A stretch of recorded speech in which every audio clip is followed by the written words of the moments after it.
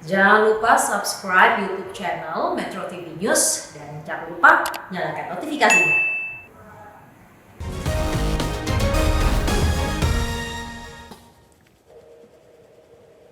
Pemirsa, Anda menyaksikan Metro hari ini bersama saya Gubernur Jawa Barat Ridwan Kamil.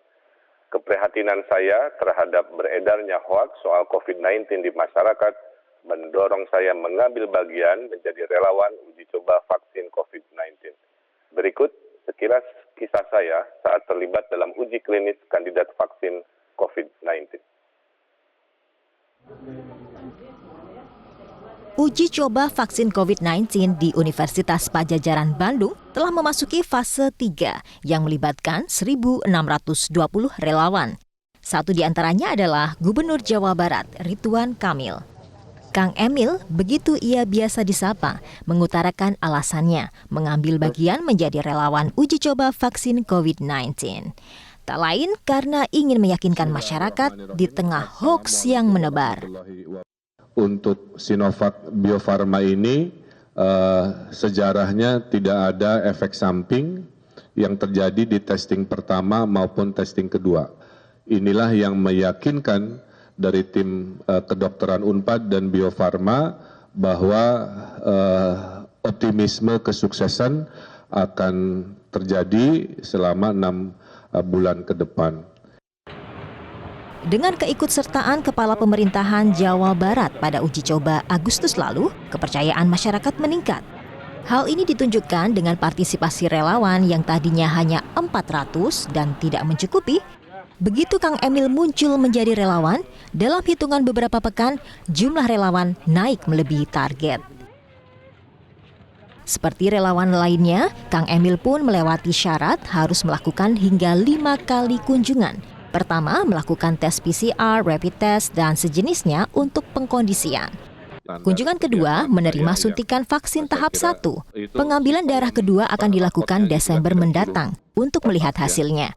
Apakah setelah disuntik vaksin, antibodi di dalam tubuhnya berlimpah atau tidak. Misalkan jika berlimpahnya sampai 90%, berarti badan Kang Emil siap melawan virus corona. Tim Liputan, Metro TV.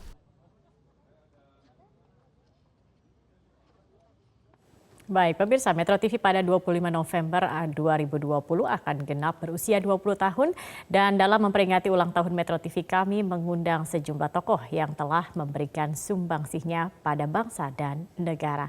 Dan untuk hari ini seperti yang tadi Anda sudah saksikan sebelumnya, kami akan ngobrol-ngobrol seru bersama dengan seorang lelaki tangguh dari tanah Sunda. Siapa lagi kalau bukan Gubernur Jawa Barat Ridwan Kamil. Langsung saja kami sapa. Selamat sore, Kang Emil, kumaha, damang. Alhamdulillah, Pangesto. Semoga semua di studio dan pemirsa Metro sehat dan selamat hari jadi Metro TV. Kang Emil tampaknya lumayan berbakat juga nih membaca berita. Tadi satu paket berita yang Kang Emil bacakan tentang vaksin. Ini gimana Kang Emil tadi? Udah sempat latihan? Saya penyiar radio, sebentar penyiar tadi. TV juga.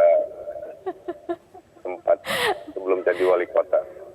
Oke, Kang Emil terkait dengan tadi informasi mengenai vaksin, Kang Emil ini kan bisa dikatakan kepala daerah pertama begitu yang akhirnya menjadi relawan untuk uji klinis vaksin. Nah, apa sebenarnya kemudian yang membuat Kang Emil mau menjadi relawan? Apakah memang ingin menjadi contoh begitu? Atau jangan-jangan ya terpaksa karena ya gimana ya sebagai kepala daerah, sebagai orang nomor 1 di Jawa Barat, begitu harus memberikan contoh kepada masyarakat? Atau datang dari mana keinginan ini, Kang Emil? Ya, saya sering ditanya oleh masyarakat, Mbak, yang sudah stres, sudah capek, sudah marah terkait COVID-19 ini, Pak Gubernur, apa ending kapan berakhirnya pandemi ini? Saya bilang, pandemi ini berakhir dengan 2 hal. Satu, kalau orang sakitnya sembuh oleh obat atau terapi yang cesleng, ya. Kedua, orang sehatnya adalah imun melalui vaksin.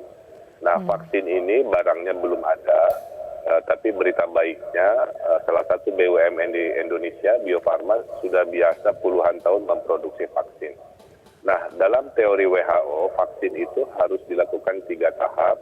Tahap 1 untuk di bawah 100 relawan, testing kedua antara 100 sampai 1.000 relawan, dan testing terakhir di atas 1.000 relawan. Nah, waktu diumumkan testing ketiga ini butuh 1.600-an relawan, mulailah beredar hoax yang luar biasa, Mbak, bahwa ini konspirasi, bahwa ini adalah hal yang akan menyakiti, ini tidak halal dan lain sebagainya. Sehingga dari target 1.600 itu yang daftar hanya 400-an. Tadinya saya tidak akan daftar karena mengira antusiasme masyarakat banyak. Ternyata masyarakat melihat testing vaksin ini sebagai kekhawatiran, bukan sebagai rezeki yang diperebutkan. Nah, saya ingat nasihat ibu saya, bilang ke saya sebagai pemimpin, kalau ada rezeki, perebutan rezeki, rakyat di depan, pemimpin terakhir, belakangan. Tapi kalau ada kekhawatiran, kamu pemimpin yang di depan, baru rakyat belakangan. Nah, itulah nasihat ibu saya. Akhirnya saya mendaftarkan diri sebagai relawan uji vaksin, dan alhamdulillah waktu masih tersendat pendaftaran 400-an, beberapa hari dan seminggu setelah saya daftar, akhirnya sudah lebih dari 2.000 relawan. Jadi intinya secara syarat sudah memenuhi jumlah, tinggal proses dilalui dan bulan depan diumumkan hasilnya, kira-kira seperti itu. Baik, Kang Emil, tapi setelah uji vaksin ini bagaimana? Apa yang dirasakan? Mungkin bisa berbagi dengan yang mungkin nanti ingin tahu juga begitu kan, Kang Emil. Sejauh ini apa, Kang Emil? Ya, pada saat penyuntikan vaksin itu, tubuh pasti bereaksi ya, karena vaksin itu kan adalah virus juga, tapi virus yang dimatikan. Nah, dalam teori antibodi itu muncul kalau ada serangan makhluk asing lah, kira-kira begitu. Tapi makhluk asingnya kan yang lemah, maka antibodinya yang menang. Nah, yang saya rasakan 1 jam saja, bukan judul lagu ya, 1 jam saja ada pegel-pegel di otot saya, mungkin reaksi karena jarumnya, mohon maaf, tidak kecil, jadi ini saya kasih tahu apa adanya aja ya.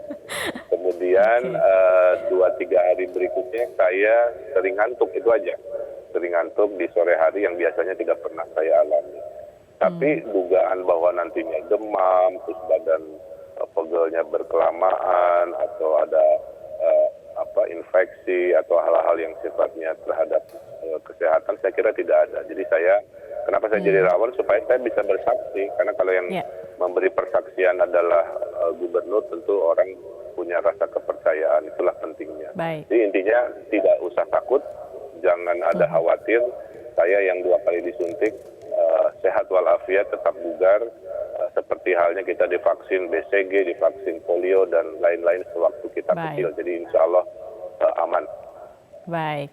Kang Emil ini luar biasa sekali ya, memberikan contoh kepada masyarakat sehingga masyarakat yang tadinya ragu akhirnya juga mau sukarela untuk menjadi relawan terkait uji klinis dari vaksin ini. Selain memberikan contoh, Kang Emil ini juga terkenal dengan ketegasannya begitu ya, Kang Emil. Nah, kita tahu beberapa waktu lalu ada kejadian di Megamendung, dan saat itu Anda juga mengatakan atau memberikan statement bahwa bertanggung jawab atas terjadinya kerumunan di Megamendung. Nah, sebenarnya sejauh ini apa saja, Kang Emil, tindakan yang sudah dilakukan terkait kejadian tersebut?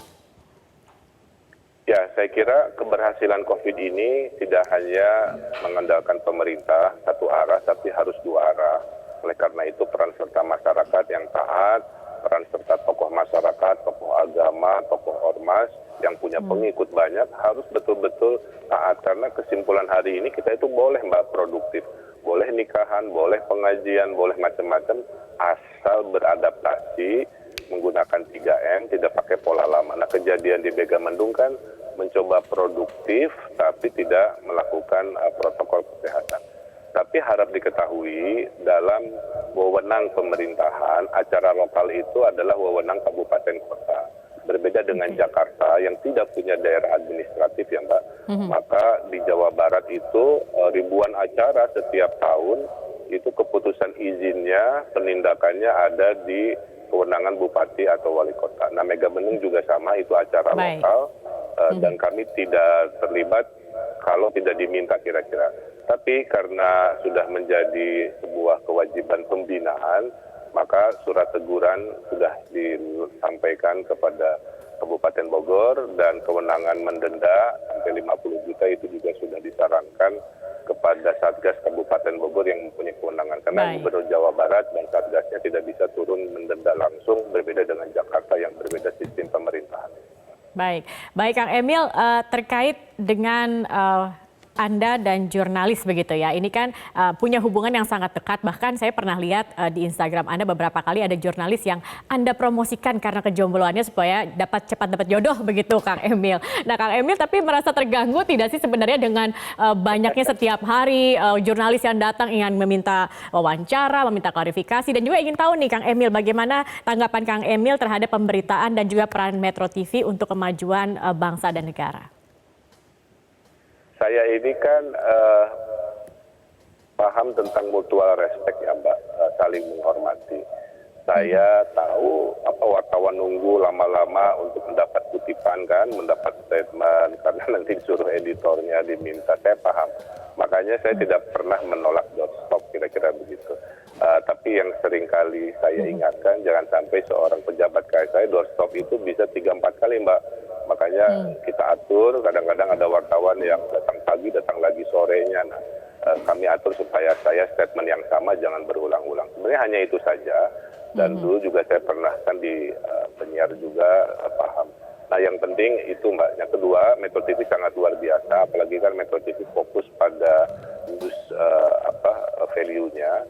Titipan saya adalah selalu menjaga integritas ya, karena kunci dari berita itu kan kebenaran kira-kira begitu. Dua adalah cover both side. Jadi kalau ada hal-hal yang merugikan seperti sekarang tetap memberi kesempatan kepada pihak yang menjadi sumber berita untuk memberikan klarifikasi pandangan dari sisi lain dan sebagainya. Dan terakhir tentunya terus berinovasi ya, karena mohon maaf TV-TV digital gitu milik personal, milik selebriti juga menggeser atensi masyarakat. Jadi kalau TV Metro tidak melakukan inovasi, itu juga satu hal yang harus kita sikapi dengan antisipatif. Baik, Kang Emil, terima kasih Gubernur Jawa Barat Ridwan Kamil. Sukses terus Kang Emil dan terima kasih sudah bergabung bersama kami.